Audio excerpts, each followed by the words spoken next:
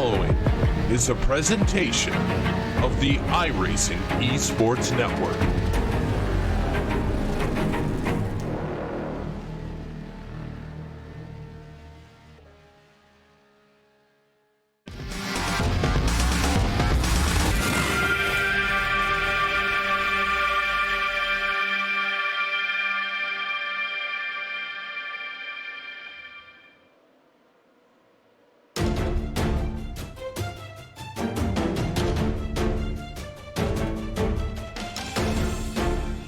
So we are just a few days away from Christmas as we welcome you to the Nurburgring, to the Formula Renault 3.5 Championship here on Racewell TV, streaming live as ever on the iRacing Esports Network. Well, drivers here today are getting ready to do 20 laps around this Nurburgring circuit.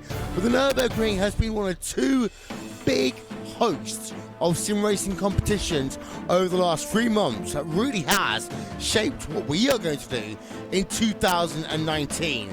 We're Vincent hosting along with Paul Smith hosting as well, Connie Maddock and Stephen Burbage on the call. And Paul, it was a sim racing expert. We got our first glimpse as what we're going to see in 2019. Of course, in Leipzig, just 1 week ago, Porsche announcing $100,000 for their World Championship. NASCAR has upped the ante to match that, and now $300,000 committed to 2019 World Championship Series. Yeah, good evening everybody. It's going to be fantastic to see how we get on with the World Championship Series coming up next year. 2019 is going to be one heck of a season. I'm really looking forward to it. We're going to see some great battles on track between top drivers, and we're going to see some of the best sim racers in the world competing in these events. I'm really enthusiastic about it. I'm really looking forward to it, Will, and it's going to be pretty special.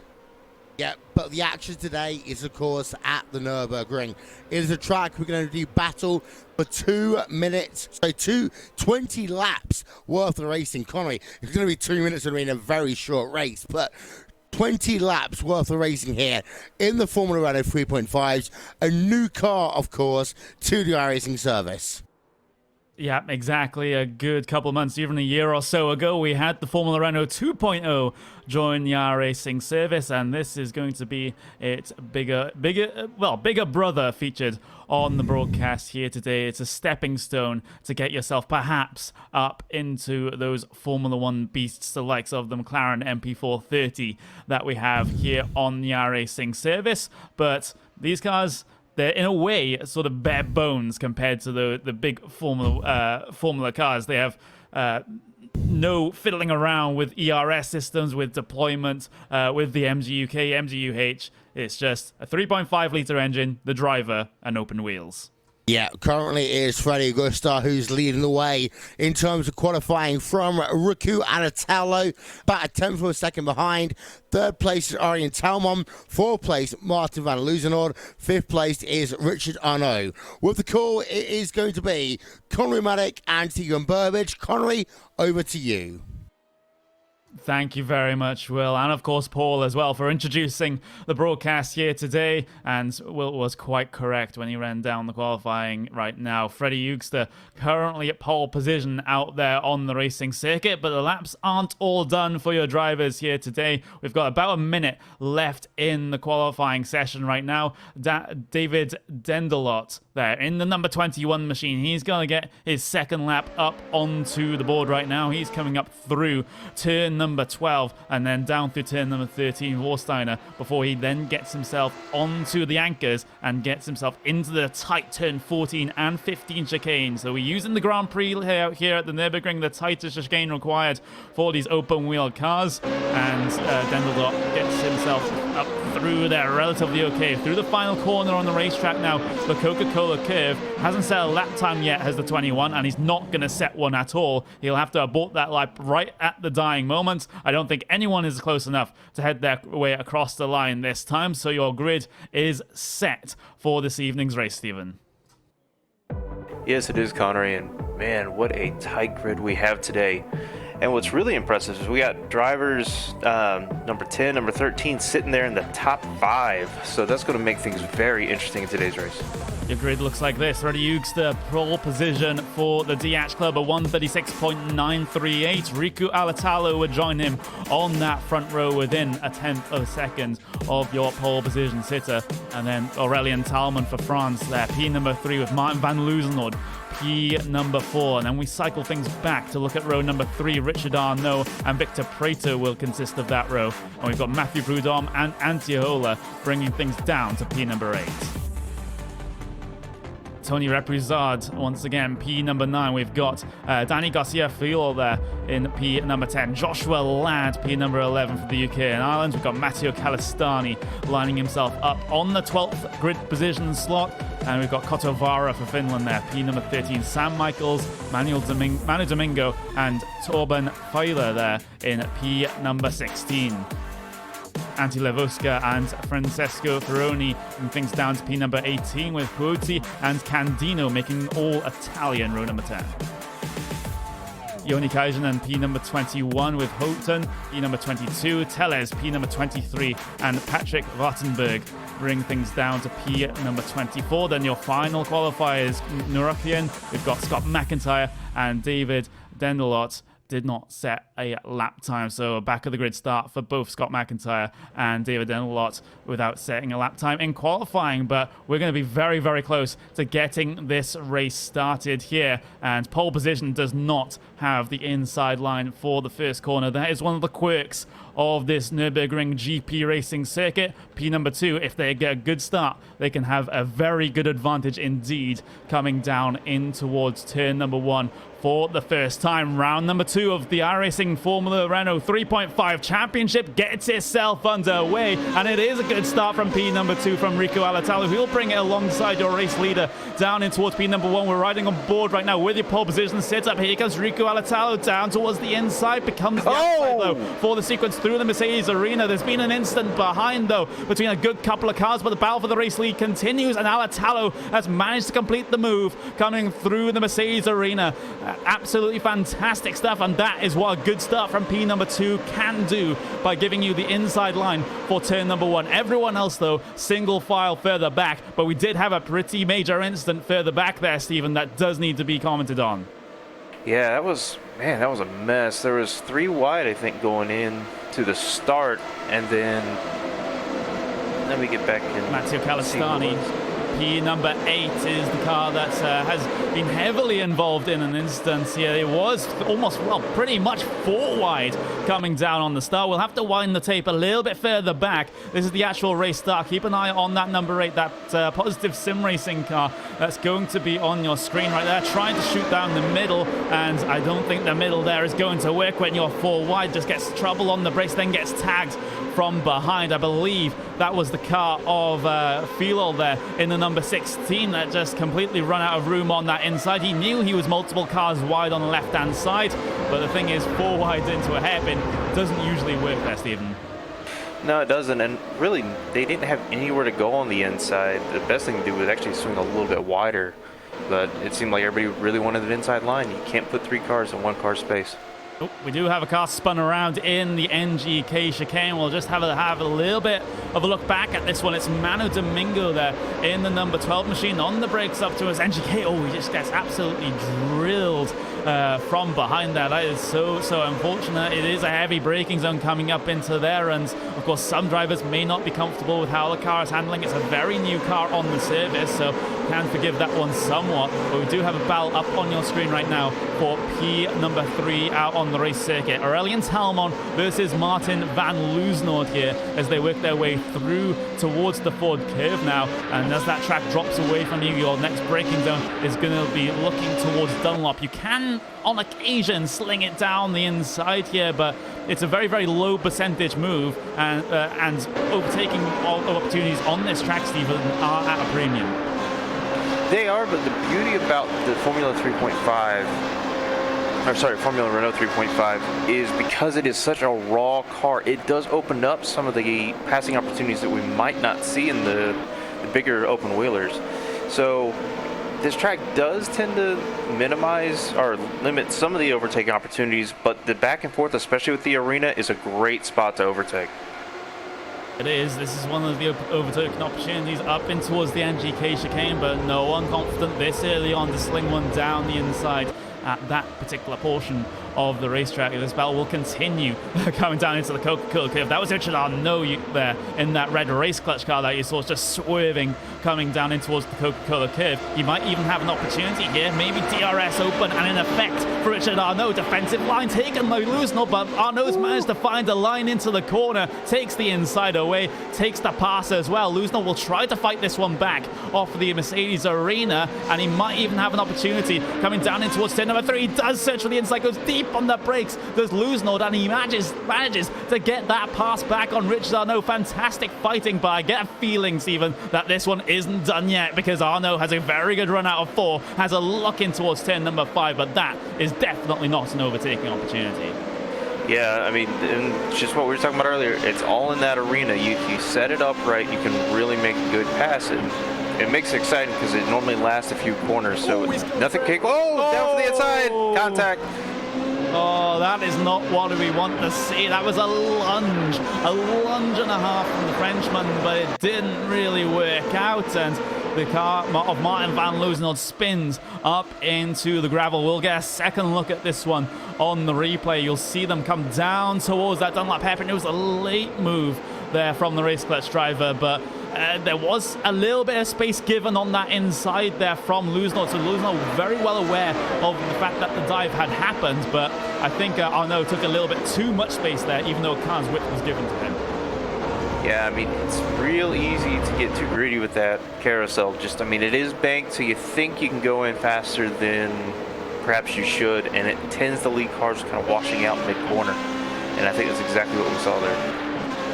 Yeah, exactly. Riding on board then with Victor Prieto, and he's going to look to try and capitalize on that instant somewhat, because maybe you would have thought that Richard Arnault got a little bit of damage to the front end, but his front wing does look pretty okay. It makes a little bit of an error coming down in towards turn number 1. So maybe that car isn't entirely healthy. We'll just have to keep an eye on this one just for now. But Victor Prieto watching and waiting and stalking behind the race clutch driver right now. He gets a good exit out of turn number 4. But the thing is, as we've already discussed, turn number 5 isn't the greatest of overtaking opportunities, but it is a corner where you can just pile on the pressure from behind. Exactly how Victor Prieto is doing it right now. Down in towards Dunlop then, looks to the inside Prieto. You can just see by the body language of that car that he wants to get aggressive. He does want to send it down the inside out one of these corners, but the thing is, it is still early doors in this race. We're not even over the quarter of the way in just yet, but a fantastic run for Prieto through the Michael Schumacher S's, but once again, up in towards that left-hander. The move simply wasn't on. We're riding on the back of Richard Arnault right now, looking back at Victor Prieto, and if Richard Arnault does have a little bit of damage here, then he's going to have a very, very tough job indeed to try and defend this move. He's been off the pace ever since that incident, so this is definitely one that Victor Prieto can very much capitalize on, but looks like he's going to be dropping back right now, coming through this third sector. It's worth reminding everyone, though, that these Formula Renault 3.5s, they do have DRS that they can use during the race. It can be used at any point on the racetrack, so unlike the Formula 1 counterparts, but you do have a limited amount of DRSs to use throughout the race. But we're just going to bring Paul back up into the commentary booth right now, and just having a look at this battle that's on the screen for you right now. Just talking about the DRS issue, you basically got to treat it like a push to pass in IndyCar, for example, but instead of giving you extra engine speed like in IndyCar, it just opens up a flat in the rear bodywork. Yeah, it certainly does. It gives you an opportunity to get a little bit of extra speed with less drag on the car. Of course, we saw that introduced in Formula 1 first, and these cars, they utilise that as well. It is tricky to overtake, as you've been mentioning, around this track, so therefore these guys, they've got to be patient. They've got to maybe it's a thinking man's track and think about their moves, and look at that, Prieto is all over. He's making Richard Arnault think for sure. Arnaud's losing a lot of time. He's gone off the racetrack, coming up through towards turn number 12. This will give the opportunity to Victor Prato then. He'll go side by side through the right-hand kink of Vorsteiner, but I think Victor Prato does have a slight overspeed here. He's able to get that pass complete up towards NGK. Will Arnaud look for the move back? That's going to be a flat out no. So now Victor Prato can try and get away and catch back up to the likes of Virelli and Talmon. And Arnaud, I think, is just going to fall even further back here because we've got Tony Repuzard, who's hot on his heels as well, and will have the double toe calming down the pit straight. Early defensive line taken by Arnaud, but look how much speed that Repuzard's able to carry around the outside. If he can hold it around the outside here at 1, he is in a good position for turn number 2 and turn number 3 as well. The battle will continue then through the Mercedes arena. Repuzard on the inside, Arnaud on the outside, but Arnaud is going to fight for his life here. Even though he might have a little bit of damage, he still wants to be competitive. He still wants to be fighting, but it's all in vain as Repuzard manages to get past, and he might even lose one more position here to Antiola as he'll take it side by side up towards turn number 5, but eventually backs out of that move. This is a very tough situation, Paul, for Arnaud to be in. Yeah, it's definitely a struggle for him, and it's just that front left corner of his wing. In fact, he's going to lose another position here because there goes Antiola through. So it's definitely not working out for Arnaud, and he's just fallen into the clutches of several other people. Yes, that is a pun intended. But as he goes up, he's looking to the outside. He's not giving up here. He can make that stick, and he certainly has made that stick. Arnaud is not down and out. He is very much still in this race, but how long can he hang on? Because he is stacking up a good couple of cars behind him. He got himself back past the Hola. But the thing is, there's Alexa Josh Ladd and Matthew Proudhon that's going side by side up in towards the NGK chicane right now. Josh Ladd will be able to defend that move over the Frenchman, but the thing is, because of the lack of pace from Arnaud right now, it is stacking up all these cars behind, and they're getting a little antsy. They're getting all a little nervous as well. So that is a huge issue for anyone behind in this train. And now Proudhon, he looks to have the speed here over the car of Josh Ladd. Josh Ladd looking for the middle line, slightly defensive down in towards turn number 1, but he won't be attacked just yet. But Proudhon is all over his rear wing now, Paul. Yeah, certainly. Sorry, I was busy trying to do 2 things at once there. Thanks for that, Connery. Yeah, Proudhon is in a really good position at the moment. He's right up underneath that gearbox of the car in front of the Ladd. He's got to be careful, but he doesn't have to worry too much, as we've been mentioning throughout this broadcast. There's only certain points that he needs to worry about. And right now, at the moment, he's okay. And look who's behind them as well. Martin van Loosnord on the attack, on the recovery here.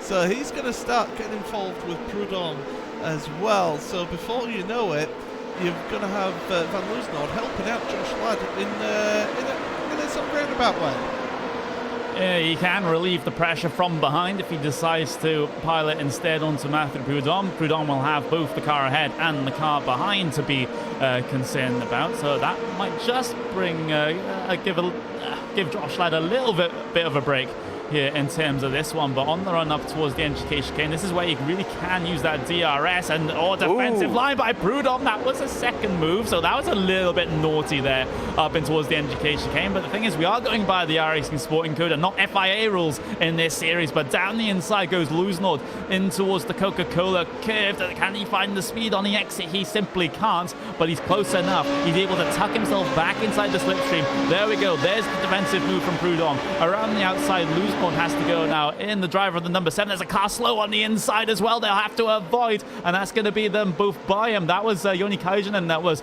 stricken on that inside, but this battle will continue through the Mercedes arena. Loosnord has so much grip on that outside, able to challenge. He has to challenge for one more corner before the advantage switches back his way, and he can't hold on for turn number 4. So the status quo will be maintained between Proudhon and Loosnord, but look at how much time this has lost for them compared to the rest of the train. They're dropping off the back because they've been fighting, Stephen.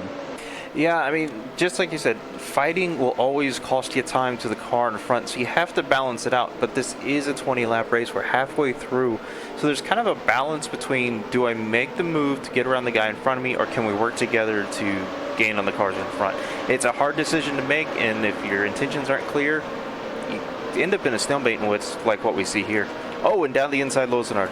around the outside, losing all outside towards the left-hander, but can he hold it? Goes off track, but he's still able to hold the position. He does have the position, but Prudhomme, he'll look to reply then on the run down towards the NGK chicane, sitting in that slipstream. Maybe a little bit of DRS being used. He'll try to find the outside, which will become the inside for the first apex. He does decide to go for the move. He was caught in two minds, but finally made the decision, and he's able to get himself ahead. But here comes Luznod back down towards the inside of the Coca-Cola curve. Cars goes squirrely, tracks out a little bit too much, up and under for Matthew Prudhomme. This is absolutely fantastic. He'll get the speed off the corner, but he still has to defend in towards turn number 1. Luznod will come back at him around the outside this time, down in towards turn number 1. Fantastic racing all round, up and down that field. Luznod, though, he has to get out of the throttle in the middle of the corner, because Matthew Prudhomme, this is going to be a very British reference, Stephen, but he basically Jason Plato'd him in the middle of the corner.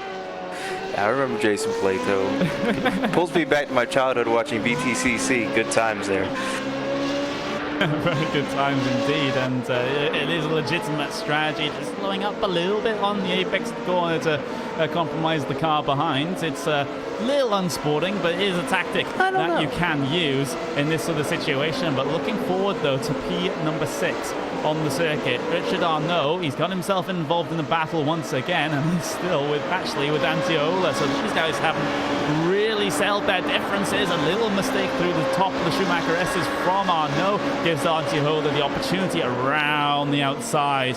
There through the left, and advantage on the inside for the right. And here comes Josh Ladd as well, able to challenge and not quite able to complete the move down towards Vorsteiner, but he's going to be close enough if he does want to hashtag send it down the inside, but not in this situation. That's more of a last lap deal. But Arnault, though, he's doing a fantastic job here, Stephen, of just holding on, and sometimes that is all you need to do.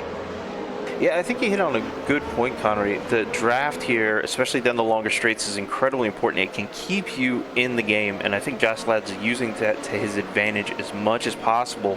But he's also looking for a position against his teammate, so he's not out of this by any stretch of the imagination.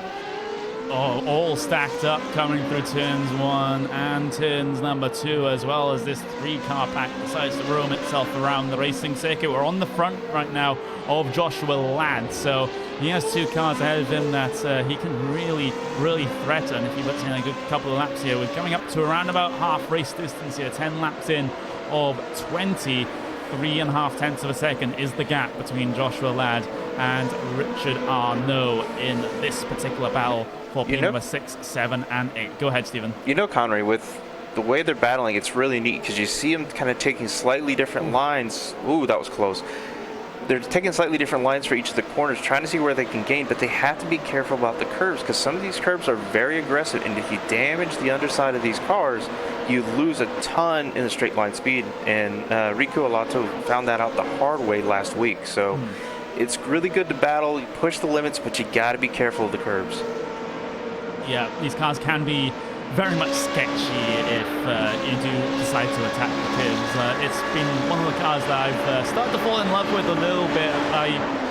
For the past couple of years, I haven't been really been racing, but the Fallen Renault 3.5 really does play to my particular strengths and has got me back into being an active racer on the iRacing service, which is probably not what anyone wants to hear, considering how I drive sometimes, but we'll have the standings up on screen for you right now. Riku Alatalo leading the way by about a second over Freddie Eugster, with Aurelian Talman and Victor Prato rounding out your top 4. Then you've got Repuzard, Antiola, Richard Arnault, and Joshua Ladd there rounding out your top 8. And it's very interesting to see how the front of the pack has spread out. It's basically a 2-car breakaway right at the front, with Alatalo and Eugster, and Eugster has actually managed to close the gap up a little bit. It was around about 9 tenths of a second last time by.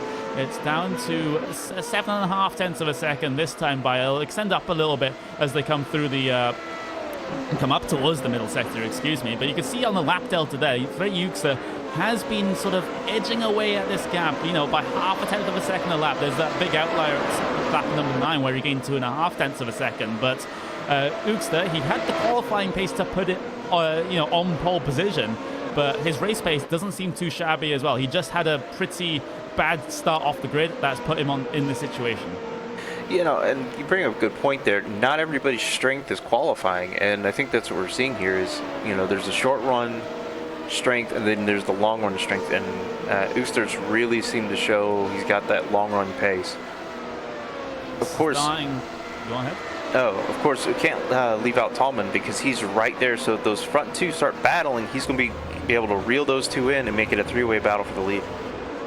Yeah, that's what he has to be hoping. A little mistake there from Arnaud coming through NGK, and Joshua Ladd will take the opportunity down the inside at the Coca-Cola curve, but simply can't find the grip on that inside line to be able to make it side by side down the straight. But he can dive straight back into the slipstream. Arnaud defensive. I think this is a little bit of deja vu here that we're seeing, but Josh Ladd will sense that the inside's going to open because Arnaud wanted to return to the normal racing line, and Josh Ladd will be there saying, thanks, I'll have that inside line, but Arnaud will still try to battle back on that outside. So the two race clutch teammates battling here, and oh my god, that's Matthew Prudhomme taking the initiative down the inside at turn number 3. Around the outside of 4, you'll have to go take the off track on the chin because you've got the position, Matthew Prudhomme, as long as you can secure it on the brakes into 5, and he does. That's fantastic opportunistic driving there, Stephen.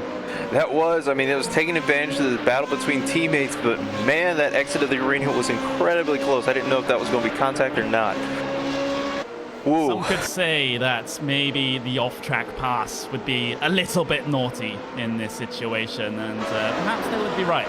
But the thing is, they're not going to sort it out by swapping positions. They will continue to battle it out off the top of the Michael Schumacher S's. Then Arnaud trying to fight back, and this has just been a storyline throughout this race. Arnaud trying to fight back, trying to find something in the car, and he's searching left, he's searching right, but can't find the position back right now. He'll get the draft up going towards NGK. He'll get the inside line through the kink.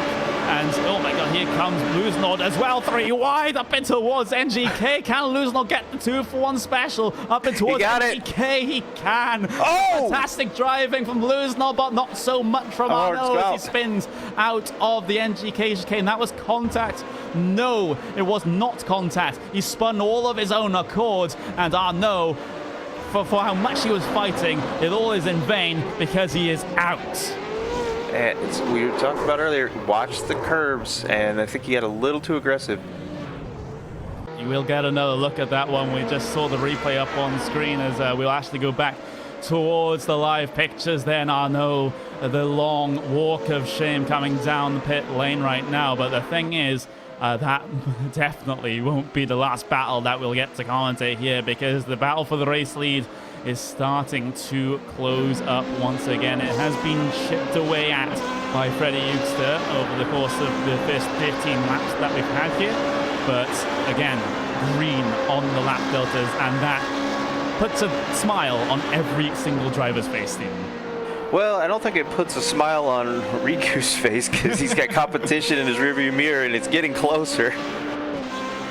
It is, and Eugster, is this the case of him having saved up DRS at this point, because you get 8 activations of it in the race here on the iRacing service? So if he's able to sort of close up this gap, but also being able to save up ERSs for when he's DRSs for when he's able to be in a position to make the move, that could be the difference maker. But you've also got the antithesis to that as well. Rico Alatalo, he's been up the front this entire race. He hasn't had to use DRS to defend, so he'll have a good amount in reserve as well, theoretically. So it'll be very interesting to see how this one turns out. It could be, but the other thing is Alatalo could have been using it to extend his lead early on, and so there's 2 different ways to use it. You can use it to defense, or you can use it to stretch your distance out. So we'll see what the case is as this race starts kind of in its closing stages. Yeah, exactly. Coming up to around about 6.5 laps to go in this one. So the battle for the race lead still very much on right now because of Oogster's chipping away at the gap. And there's a car in the background as well that he simply can't count out either. That's Aurelien Talmon. He's sitting about 2 seconds, well, just under 2 seconds behind your leading pair right now. And if this leading pair does start battling, he can very much be brought back into contention. So if that happens, you'll have a 3-way fight for all 3 podium positions here today. That would be absolutely fantastic to see. But while this one starts to close itself up and sort itself out, we're going to have a little bit of a look further down the field because we do have battles going on here. Matthew Prudhomme and Sam Michaels, the number 11 and the number 9, they are pretty close together out there on track, and it does seem that Michaels has the overspeed over the top of the S's down the inside at the left-hander and able to complete the move. That was pretty textbook there from the number 9. Well, Connery, remember, Prudhomme had that impact earlier on, and that would have damaged the car a little bit and hurt the aero. So it really seems like he's lost the straight line speed he had earlier. Yeah, it does seem to be the case. I'm just having a look at the lap times. A 141.1 last time from Prudhomme, and for Sam Michaels it was a 139.7. So that is a decent chunk difference there between the two cars. So it's not entirely a surprise that that move happened, but this is a move that's happening right now. Kotavara around the outside, trying to overtake Ferrini here in the number 24, and Kotavara has managed to make his way by, but he's not safe right now because Ferroni's there looking for the inside and towards 1, but simply not able to draw it alongside. So that is a position gains there from the Finnish driver of the number 15. A little bit careful with the off tracks here. You do have an instant limit here in this one, which is going to be 17. So that's basically 17 off track instant points, and you're basically disqualified from this race. But having a look back towards the race lead, though, the battle between Alatalo and Ugster, that one actually has started to spread out. So I think that may have been a mistake on the last lap for Ugster. If I do check his lap times, he actually did 138.8 last time by, whereas he's been running 138.1s, 138.2s throughout this entire event. So a mistake on lap number 14 for Freddie Ugster has actually brought Aurelian Talmon very much in drafting distance. That was exactly what I was trying to get to, Connery. Talmon is taking advantage of that mistake, and he's definitely reeled in quite a bit. I mean, he's almost within striking distance. He's probably starting to sniff that draft a little bit now. Yeah, he is. Just going to sit in the toe. Maybe use a little bit of DRS here and there to try and bring yourself up towards that rear wing of the car ahead, deep on the brakes as well, up and towards 1. So Aurelian Talmon sensing an opportunity here to get himself a step higher on that podium at the end of the race, but we've still got 5 laps to sort this one out right now. The number 24 has run into issues through the Coca-Cola curve. That is Ferroni. What exactly has happened here? It's a solo car instant from what I can see. On entry, let's have a look. Oh, he's just swapped the ends. That's just a simple case of sort of snap oversteer on the braking zone there, and trying to get the car turned around. Simply wasn't having any of it. The curb wasn't even a factor in that one. It was just a simple mistake. Yeah, a little too much for brake bias, perhaps. Yeah, exactly. That can be an issue. If you have it too far to the rear, the rear start to lock, and Talmon's looking simply for lose control on the brakes. But looking up further forward, though, that's going to be, we're actually riding on board here with Aurelian Talmon, because Ugster looking very, very vulnerable right now. 1.2 seconds to the race leader. Here comes Talmon with the DRS up and towards NGK, battle for P number 2, and he squeaks his way through. Does Aurelian Talmon, and now perhaps he can give chase in the remainder of this race to the Finnish driver of Riku Alatalo up ahead. It's quite a gap. It's 2 seconds, but not insurmountable, but he really needs qualifying laps right now if he's able to challenge at the end. Yeah, qualifying laps indeed, because 2 seconds in 3 laps is a lot of time to make up, Connery.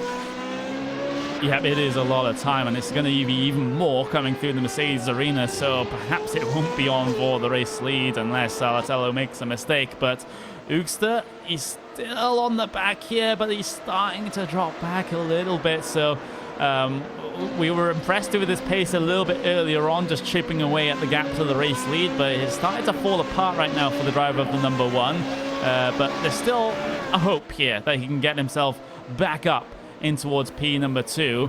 It's just a case of when and where. But look at the battle there. P number 13 involved in that one. That's going to be the car of Jonas Nurburgring, and that is going to be Lanti Lavoska getting past him. And this is something we mentioned earlier on, before we went live, Stephen, that there are a lot of Finnish drivers in this field, and I mean a lot. Oh, there are, but it's interesting because last week there was such a Finnish dominance around the circuit, but this time they're a little more spread out in the standings. So it'd be interesting to see if Club Finland is going to come back in force in week 3, and definitely a club that we've seen in this series that we didn't quite have a whole lot of presence of last season with the IMSA series. So it'll be great to see their presence in it. It would be fantastic to see. Just having a little bit of a peek at the battle for what is going to... I'm getting myself on the right page. There we go. A panic over. I thought Alatello had lost the race late, but in fact, it was just my mistake. But Ugsta, though, he's catching a little bit of a second wind here. He's able to gain 2.5 tenths of a second on the last lap over Aurelian Tellman, so he's definitely not giving up. It's just a sort of terrible couple of last laps that has put himself into this situation. What we spotted? If you notice, when he came out of the arena, Ugster there had a little bit of a wiggle. He actually broke the rear end loose on exit. I almost wonder if he's overdriving it a little bit. Yeah, and this is something I was hearing discussed in the Formula Renault 3.5 sort of forums, that the car does behave quite a bit differently from it being on race fuel and being on qualifying fuel. As that fuel comes out, the car, the handling of the car does very much change, and maybe that is what Ux is struggling with here, because at the start, in the first sort of half to 2/3 of the race, he was absolutely fine, but that car is starting to look a little sketchy on the lower fuel, so that could very much be a factor that he is trying to fight with behind the wheel of that number 1, and you can see he has dropped off the back of Aurelian Talmon right now, so not able to challenge late on in this race perhaps, but a battle that could very much be a thing would be the one between Josh Ladd and Martin van Loosenord, because Loosenord, of course, is on a bit of a recovery drive here after an earlier spin, and after starting P number 4, finishing P number 8, P8's a good finish, but I don't think a driver like Loosenord will be happy. No, but I mean, with any racing career, you've got your ebb and flow to it. You've got your peaks and your valleys, and what you have to do is you just have to learn from the races you don't perform where you want to and see what you can do. Oh, and we got a spin, Connery. Yep, we have 24. That is Ferroni. He did have an issue a little bit earlier on, up over the curb. There, that is a little bit sketchy. He does manage to get himself back on the racetrack and get slightly unsafe rejoin in the front of traffic there, but he was off the racing line, so at least he's got that going for him. But another mistake there for Ferroni. That's not the first that he's had this race. Hopefully for him, it will be the last, as we have just 2 laps to go here in this one. Looking at Martin van Loosenord right now, trying to track down the car, the number 6 of Joshua Ladd. Did gain a good couple of tenths of a second last time by, but is it too little, too late for the driver of the number 7? We will just have to wait and see, but he simply does not have the time to work with. He does not have that luxury. No, I mean, as the clock ticks down, I mean, the luxury of passing and win, it's just really hard. Looking at the battle for P number 10, though, that's going to be the car of Mathieu Prudhomme versus Petri Kotovala. Number 15 trying to track down Prudhomme, and again gets a very good launch off the top of the S's, and down the inside he goes, able to secure the position. I'm seeing a lot more overtaking at that section of the racetrack than I really expected in this one, Stephen. It seems that these cars can get a good launch off the top of the S's, and they can bring it alongside through that section. They can. And what's nice is they're not so dominated with downforce that you can run multiple lines, and so it's interesting to see how the drivers are playing off each other here. Here he comes. This is going to be Prudhomme, maybe looking for the move back in towards the Coca-Cola curve, but simply not able to do it. The leader has come across the line to take the white flag in this one, so only one more lap to go in the second round of the iRacing Formula Renault 3.5 Championship. No opportunity for Prudhomme to get himself inside the top 10 through turn number 1, but it's all been this driver right at the front of the field. Didn't start pole position, but by virtue of P number 2 on the grid, starting on that inside line, The combination of that and a good start meant that Riku Alatalo was able to take the race lead early on, down in towards turn number 1, and simply never looked back through towards the turn number 12, turn number 13 right now. Alatalo only has one chicane and one corner to go before he can get himself a race win here in the Formula Renault 3.5 Championship. Through NG Kane, tiptoes he goes, doesn't want to hit those curbs too hard in this car, and then the final corner of the Coca-Cola curve. It's victory for Finland. It's a victory for Riku Alatalo. He'll head his way across the line to take the race win in round number 2. Aurelian Talamon P number 2, and we've also got Freddie Eugster having to settle for P number 3 after starting pole position, but that was a fantastically well-run race there for Riku Alatalo, getting himself ahead at the start and simply just ran his own race and never ever looked back. But there's still battling going on out there on track right now. We've got the battle for P number 16 going on out there on circuit, and Phil All is trying to defend from Ferroni here. Ferroni, he's had his issues so far this race, but can he gain a position back? He looks for the inside up and towards NGK, might even get the move complete before the braking zone even starts. So Ferroni able to stem the bleeding a little bit, or is he able to? Because Flor's got a good run off towards NGK. He'll squeeze him towards the inside, but Flor will not give up here. Almost side by side through the final turn, but Ferroni will hold on there at the line. Will get himself P number 16 after starting P number 18. An up and down race for Ferroni, but he ends positive in terms of positions gained over his qualifying. So still a decently well-run race. Yeah, I mean, with all the struggles that he'd gone through, Connery, just to be able to finish on a high note, I think is incredibly important. Exactly, and well, we'll have the official race results up on your screen right now. Riku Alatalo wins by 3.3 seconds over Aurelian Talmon. We have your pole position sitter of Freddie Eugster there rounding out the podium positions. Victor Preto, P number 4 with Repusad, P number 5. Antiola, Josh Ladd, and Martin van Loosenord saw a lot of action, but they finished P number 6, 7, and P number 8, respectively. Sam Michaels, P number 9, and Petri Kotavala finishes in P number 10 after starting 13th. Looking back, though, you got Matthew Prudhomme, who's also involved in a lot of fighting here today. He ends up losing positions, though, down from P number 7 to P number 11 with Antti Levoska, Jonas Naruken. We've got Ali Putti, Matteo Calastani, and Francesco Ferroni bringing things down to P number 16. Filol finished 17 after unsuccessfully challenging Ferroni right at the dying moments. We've got Akio Teles, Patrick Wattenberg, and Richard Arnaud rounding out your top 20, and then we look further back to your P number 21, that's Fila, P number 22 being Candio, and then you've got your cars a lap down or more. Manu Domingo, Joni Kajanen, Scott McIntyre, Michael Houghton, and David Dendelot. So join us after the short commercial break here on RaceSpot TV Friday primetime for the Formula Renault 3.5 series. It's the post-race show just after this.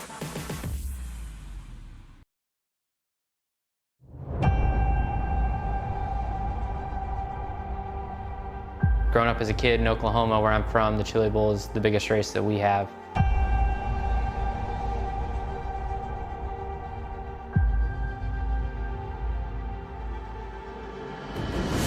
The Chili Bowl has kind of been my favorite race of the year.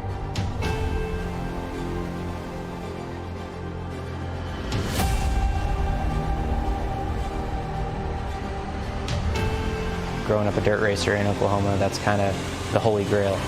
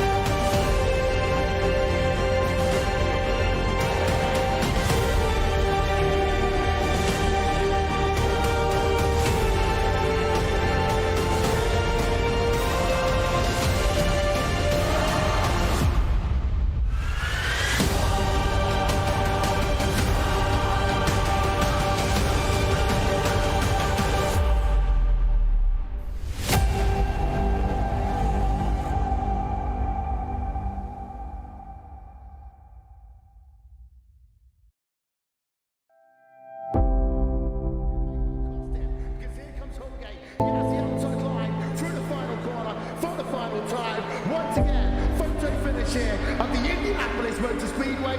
Will it be Tim Hogan? It's going to be Christopher DeMeritt at the line.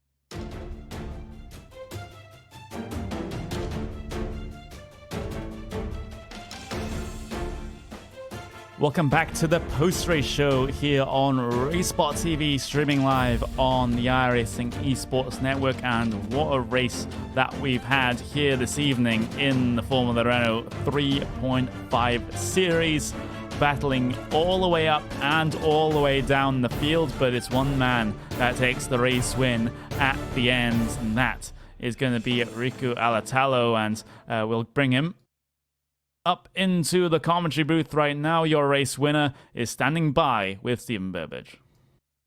Well, Riku, I'm sure you feel a lot better after the challenges at Zolder last week. Well, oh yeah, of course. This time I didn't break my car, so I actually had a chance to win. Always helps to keep it in one piece for sure.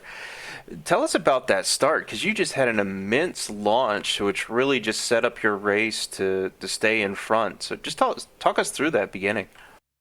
Yeah, I have a very consistent way of starting. It's not the quickest way, but it's not too much slower than the actual quickest, but it's very consistent, so I just use it. I should have gotten pole. I messed up qualifying, but so I knew I had to get past Freddy fast because Talmon is a very aggressive driver, and he was sure of it. He was going to dive bomb me at some corner if I don't get past. So luckily Freddy made a mistake in the start, and I got a good launch into turn one, and yeah, I got the inside and got past, and then I just had to hot lap away. Well, hot lap away you did, and I mean 3.3 seconds is nothing to sniff at. So I mean, congratulations on the win today. Before we let you go, any shout outs, sponsors, thank yous? Thank you to Valtteri Alander for the setup work. He made the setup all by himself basically, and Mikko Ruskola as well. They did the setup. I didn't do much work on it, and other than that, thanks to the whole of Glacier crew, and thanks to happy holidays to everyone, and be safe. Happy holidays to you as well. Thank you. Connor? The holiday cheer is very much here at the RaceSpot TV commentary booth, but we do have another interview to get over and done with right now. We're going to bring Victor Prato up into the commentary booth, a driver that started in 6th place, able to gain a couple of positions up into P number 4. And Victor, I guess that would be a fantastically run race from you as well. Didn't really have all that many dramas, and the dramas that you did get to see were all in front of you. So just take us through your race. First of all, hi guys, and yeah, it was a quite good race, starting in 6th place. It wasn't a great start, actually. I had to defend the position with Matteo Prism. But then after the defensive move on the first lap, I tried to go as fast as possible. And then I tried to overtake a reshot into, I don't know which lap, I don't remember actually, but I pull, thank you. I pull over a great maneuver, and apart from that, I think all the race was consistency. Racing against the clock, and yeah, top 3 was out of my way. I couldn't get the times, the pace they were getting, so yeah, 4th place is fantastic. And when you pulled off that pass on Richard Arnault, I think it was coming up towards the, what would be the turn number 11, turn number 12 section of racetrack. And this is usually a part of the circuit where not a lot of overtaking goes on in some of the other cars that we have here on the iRacing service. So what is it about the Formula Renault 3.5 that allows you to make these passes at points on the track where other cars might struggle to go for the overtake? Yeah, the car allows you to try to make these moves. I actually tried to pull over something like Ricardo does on the races actually, and when he went a bit wide coming to the corner, I saw the chance to open the DRS, and yeah, that was a quite easy move actually. How do you go about sort of strategically using the DRS activations that you have? Because for these iRacing races, you have 8 activations that you can use at any point throughout the race and any point on the circuit as well. So that's a difference from the Formula One series. But how do you decide whether to go for it and use the DRS early on, or how do you decide to instead maybe save it for passes later on? What your thought process is when it comes to the usage of that system? Yeah, actually, it depends on the situation.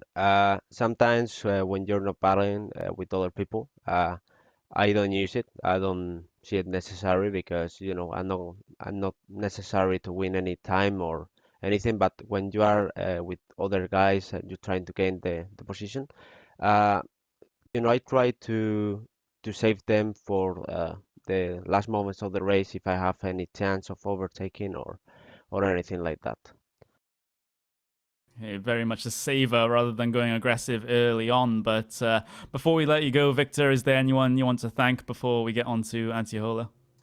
Yeah, I want to thank my spotter, Sergio Maturana. He did a great job actually. And Manu Domingo, he didn't have a great race today, but yeah, he tried and he finished the race. He crossed the line, so that's important as well. And also thank the team, Chamsa Racing, because they helped me every race. And yeah, that's pretty much it. Yeah, fantastic result here today. P number 4, slightly missing out on the podium, but P number 4, a fantastic finish at the Nurburgring. And Victor, have a very good holiday season. Thank you. And we do have one more driver to talk to here before we decide to close the stream down, and that is going to be the driver that finished in P number 6. That's going to be Antiola, representing the Vendaval Sim Racing team. He's standing by with Steven. Hey, Auntie. Hello.